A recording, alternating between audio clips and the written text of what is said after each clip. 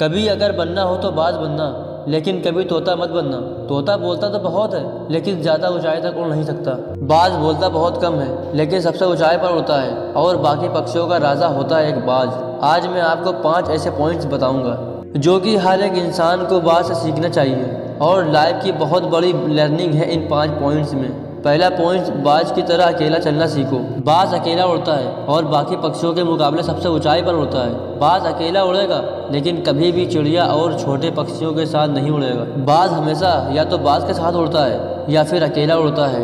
इससे हमें ये सीख मिलती है कि छोटी सोच वालों से हमेशा दूर रहे और अकेले रहो, क्योंकि यही वो समय है जब खुद को जानने का असली मौका मिलता है। दूसरा पॉइंट, बाज की तरह अपने लक्ष्य पर ध्यान दो। बाज का विजन बहुत ज़्यादा क्लियर होता है और बहुत ज़्यादा स्ट्रांग होता है। बाज अपने शिकार को 5 किलोमीटर दूर से ही देख लेता है और जब एक बार उसे अपना लक्ष्य दिख जाता है तो फिर उसके बाद रास्ते में चाहे कितनी भी मुश्किलें क्यों ना आए, वो अपने लक्ष्य को हासिल करके ही दम लेता है। इससे भी एक बहुत बड़ी सीख मिलती है कि अपना विजन क्लियर रखो और उसे हासिल करने में फिर चाहे कितनी भी मुश्किलें क्यों ना आए, पीछे मत हटो उस बाज की तरह। तीसरा पॉइंट, बाज कभी भी मरी हुई चीजें नहीं खाता। बाज कभी भी मरे हुए जानवरों को नहीं खाता, वो हमेशा जिंदा शिकार करता है। और इससे हमें सीख मिलती है कि ये जो हमारा पास्ट है वो मर चुका है, तो अपने उस मरे हुए थॉट्स पर ध्यान मत दो और अपने आने वाली ताजी फ्रेश जिंदगी में ध्यान लगाएं।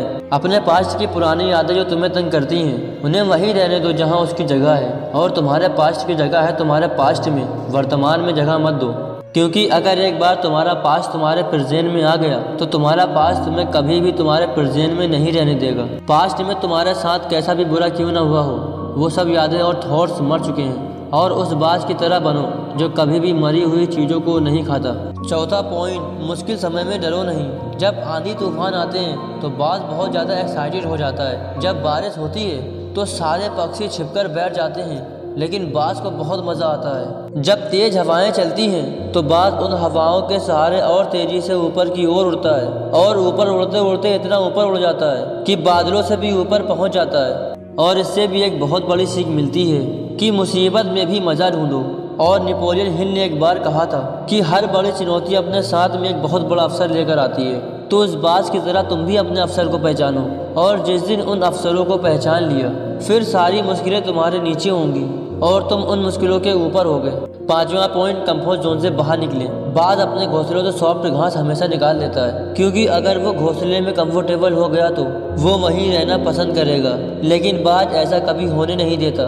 बाज एक पक्षी है और उसे भी एक बात पता है कि कंफर्ट जोन में कोई ग्रोथ नहीं होती है। लेकिन हम तो इंसान है ना, और इंसान होने के बावजूद कई सारे लोग इस बात को समझते ही नहीं है। आप जितना ज़्यादा कंफर्ट जोन में रहोगे आपकी लाइफ आने वाले टाइम में उतनी ही अनकंफर्टेबल हो जाएगी। दोस्तों, मुझे पूरी उम्मीद है कि बाज द्वारा बताए गए इन 5 लेसन से आपको कुछ ना कुछ सीखने को जरूर मिली हुई। कमेंट करके जरूर बताइएगा कि आपको कौन सी सीख सबसे अच्छी लगी, और अपने दोस्तों के साथ शेयर जरूर करिएगा और सब्सक्राइब भी जरूर करिएगा।